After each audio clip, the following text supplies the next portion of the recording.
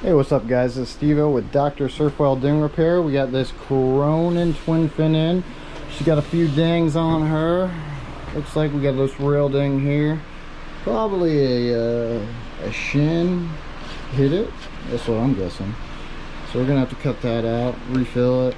But what I'm doing right now, taping it off so when I do sand it, I don't sand the unaffected areas that I'm going to repair. You're gonna want to leave probably, well, my size is a little knuckle right there, just so it has enough to grab on. And you never know whenever this is going to, it might have some water damage, so it might have eaten away some of the foam. So if you just feel it, if it's soft, you're gonna have to go a little, you're gonna have to cut out all the soft spots. Right now it feels pretty sturdy. This is pretty new board. I think he got out probably immediately right when it happened. We're just gonna be basically cutting out the affected part, and that should be enough to hold the cloth when we sand it right there. Let's see right here. I might add a little more right here, just so when I'm sanding I don't hit those areas. So what I got here, this is my DeWalt. Basically it's called a polisher, but lots of people sand with it and all that. I got an 80 grit on here.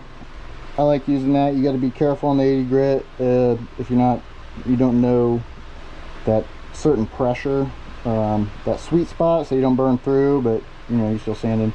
So I use 80. Some people use 60. 60 is a little easier, but I'm using 80 today because I don't have 60, and I like 80. So I like to, some people cut it out beforehand. I like to sand beforehand a little bit, just because if you do have that big old ding in there, and sometimes the sandpaper will just spinning, if you're not careful enough, it's going to dig in and gouge a bigger hole, and then you're digging out sandpaper. I just like to do a little light sanding first, get it all kind of down. It kind of brings the ding down, so it's easier to kind of cut it out. This glass, it brings it, shaves it down a little bit, so it makes it a little easier to cut it out. But it's all preference. Then come back after I cut it out and finish it off lightly to get it down to where you see those fibers, where that cloth.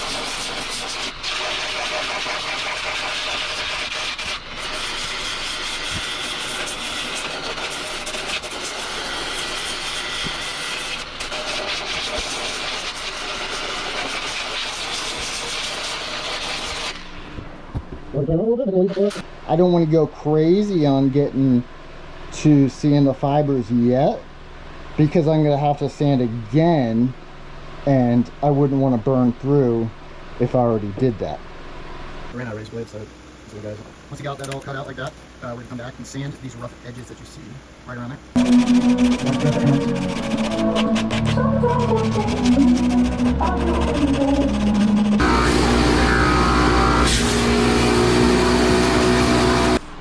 Now we're ready for filling. Basically you're building a wall for the rail, so when you do pour your Q-cell mix in with the resin, it will hold basically. So you want to make it sure that the rail, you don't want to get too close to the rail. You want to make sure that it basically kind of has a good little gap to work with, so when you sand, you know, you're not too pushed in. You have that, it's a little pushed out, so you can work with it and not have to add more. So let's go like this. Just add a little of that. Sometimes you're gonna have to mold it a little bit, figure out that sweet spot, and it's different for every dang. So I think that'll work for me. I think that will be good. All right, now we're gonna add some tape on the sides here so it doesn't run off when it's drying. Make sure you don't push too far in on your rail. You gotta figure out, like I said, that sweet spot. And it takes some time to figure that on the ding sometimes, because you do not want to go back and just keep filling and taking even more time. Try to do it, like I said, measure once, cut twice. Is that what they say? Someone said it. Wasn't me. I'm just using the sanding resin right now. So make sure you add hardener to it, because obviously sunlight cannot get, it's just going to be curing the outer outer part of it, of the repair, and not curing the inside, so it'll just still be wet. So unless you know you don't have any of this, just this, slowly build it. Slowly, just a little bit, let it cure in the sun, come back, add a little more, and then let the process go until you fill it up all the way. And you're gonna want some good little amount of Q-cell. So start low, not like a crazy amount of Q-cell, and then you can keep adding more once that mixture is a good thick layer you got. We'll see. I'll probably have to add some more right here, or you add a little more resin, but you know, resin's expensive, so 5 drops. That's what I'm going with. I think it's about, you know. This guy, we're gonna start adding quite a bit to him. He's gonna need it. So, I think I might overdid it there on that, but let's work it into the spots, if you can see that. I'll get it now into the ding there, but so we'll try to help it out a little bit there. Try to get it all up in now. Go. And then what's hardening, you don't want to touch it. Let it all just level itself. I'm just kind of pushing all this stuff in there.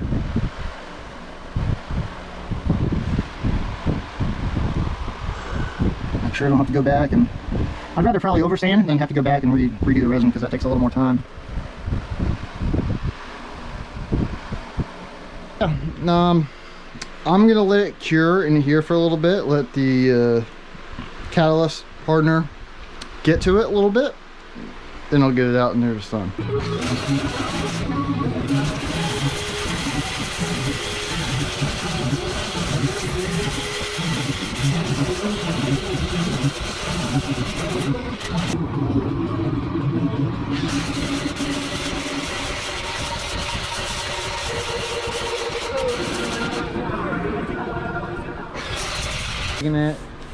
It looks good. Now we're about time for some cloth. So first we're going to clean this thing up, do a little get some air on there, air compressor, clean it all up, and then we're going to give it a little wipe down, which is a little bit of alcohol on there, and then let it dry and cut in our cloth. So once we got that all cleaned up, it's time for some cloth. So on boards, it's typically on short boards, 6 4 ounce on the bottom. Here's 6 obviously is thicker, 4 ounces thinner. So on this one, being on the rail there, rails obviously it's going to take quite a beating. So let's see, think about, I mean, probably just a 6 4. So I'm going, I think 6 4. There's a little piece. That's 4. It's 4 ounce right there. So let's give this a little 6. There. I don't like this stuff.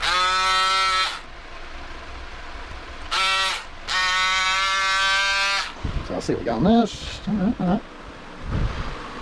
See what it goes down to. I think I'll probably get right about right there. I'm going for a curve. I don't want to cut myself on. Just so you don't have crazy amounts of fray on there. Because it gets quite annoying when you're putting the resin on there. It starts pulling off.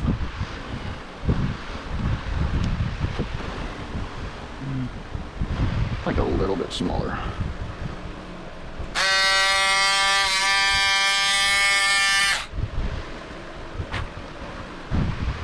Perfect. Perfect. And now let's get a 4 on there. Oh, we got the 4 there. Let's use it. Let's use this guy.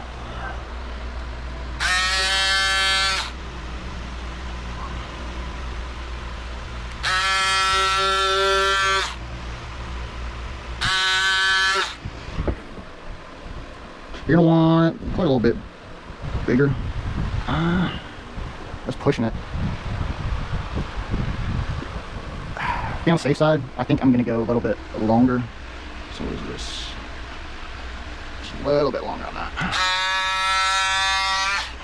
Oop, put some 6 with me.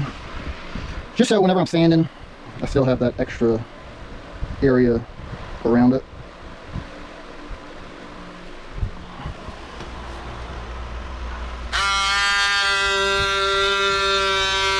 Man, these things, I got Amazon like 2 years ago, or no, sorry, it was like 5 years ago actually. 20 bucks, best thing ever. I don't know how much they are now, but it's fucking awesome. Oh, a little big. I think that's actually good. Hold on. Alright, so you gotta put it on whenever your hands are sweaty. It's terrible. Alright, back to it before the sun goes down. Give the old heapings of some resin. I think that's a little mess right there. Put that right there. Get that going there. Probably could have used a little more resin. Didn't hear that.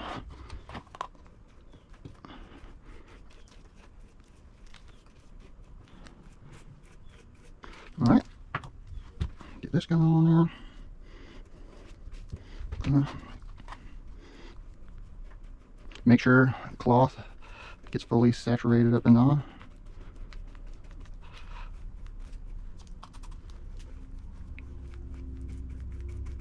Make sure there's no air bubbles.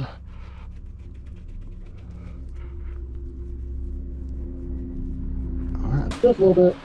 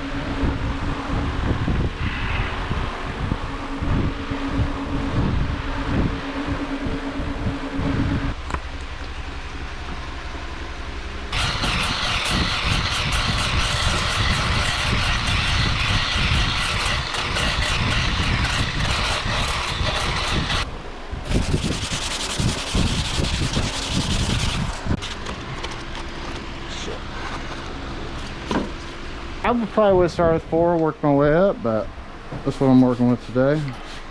I just got a little water with a little, like the little smidgen of Dawn.